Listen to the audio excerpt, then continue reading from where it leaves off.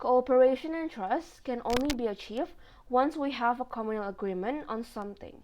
The reason why public riot against the omnibus law in Indonesia is because they are not satisfied with the decision that the leaders made, whom they do not pick by themselves.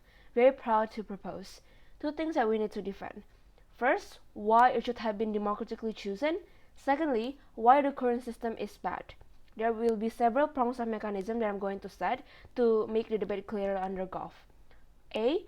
Under our side, we believe that the ministers in Indonesia in every subject should have been chosen via an election voting done by the citizens themselves, like the usual pemilu or pilkada, in which use the democratic way, right? As opposed to what status quo right now is doing towards the ministers, which is the president choosing it by himself.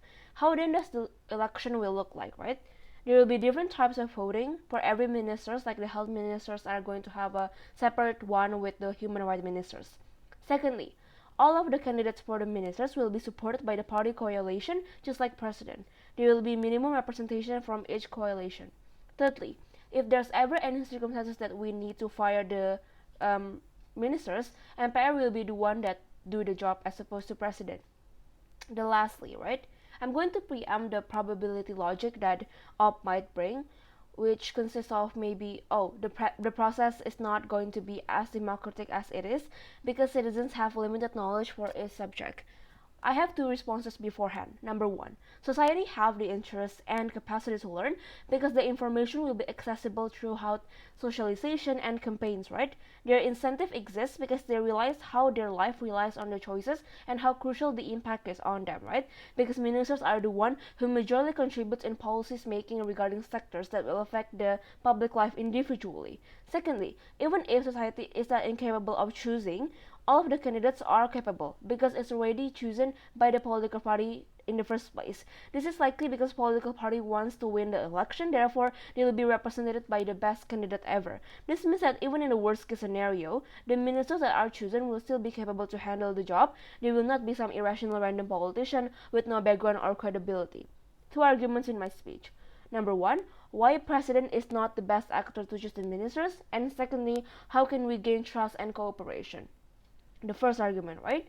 I have several analyses regarding this. Number one, let's characterize Indonesia, right? I think that it's a very diverse and a big country, right? Consisting of many area and every sector including subjects that are very different from each other. We're talking about how we have a lot of resources, both in human and natural resources. Therefore, the ministers play a vital role as it become the help and assistance for a president to handle the certain subject that he cannot handle by himself. The logic then become, even in the actual world, president need help via choosing these ministers, right? This proves that president have limited knowledge and capacity to choose them wisely. Comparatively, when we are talking about the democratic election, we would have many citizens with variety of knowledges and communal agreement that is made through having an open conversation in the internet or these ministers showing their credentials so the public can assess it by themselves. But secondly, we believe that president can insert his malicious interests and justify it on the reasoning of his decision.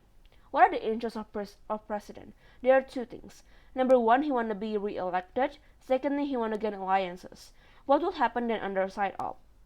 We think that because of the characterization of interest that we have bring, most likely what will happen on our side of is how the choosing of these ministers are only a form of pragmatic actions, right?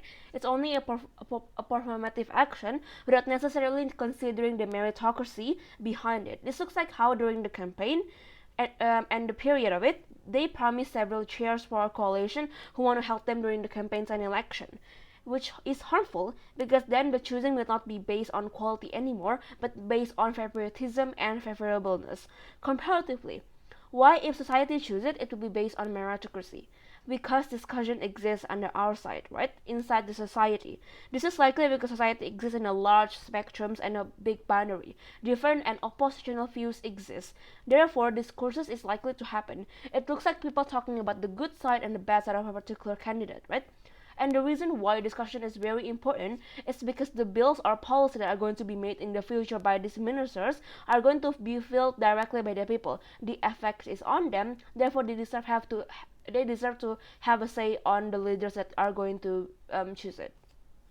But lastly, why? Even if president have been given the sovereignty of policy making towards the ministers, it's still not going to be a bad thing, and it's still not going to be a good thing, right?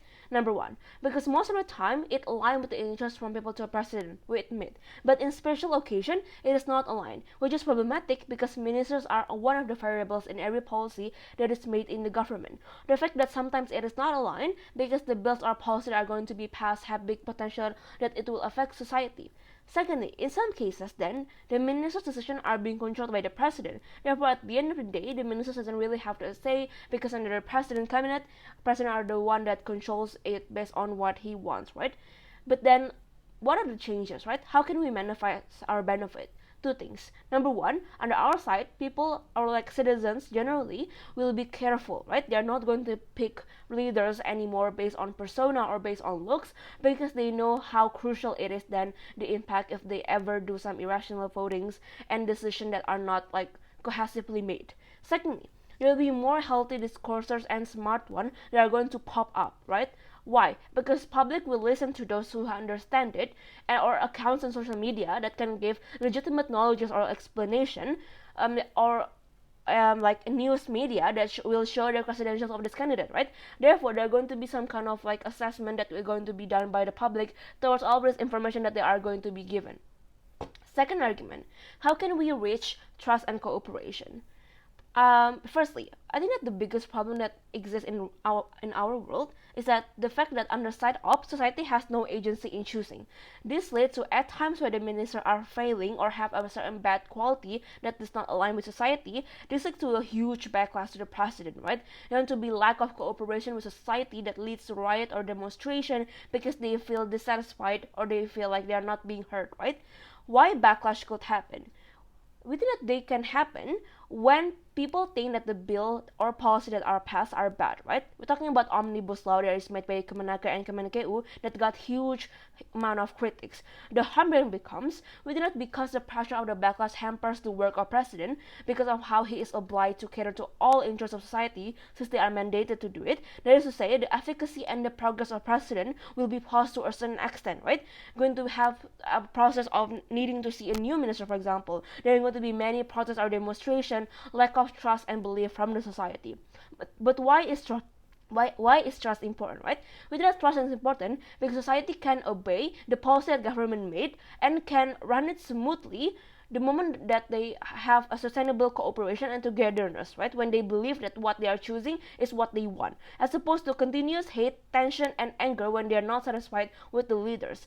The result of a proposal is three things. Number one, exactly panel because of how these ministers are chosen by voting, society will less likely to demand for irrational changes simply because how they choose this minister by themselves. There are going to be sense of complicity. Secondly, more cooperation because there is this sense of security that I choose this minister by myself, therefore this is the best for my community. And lastly, government will not wash their hands when the ministers are picked because they're going to have social contract. For all of those reasons, very proud to propose.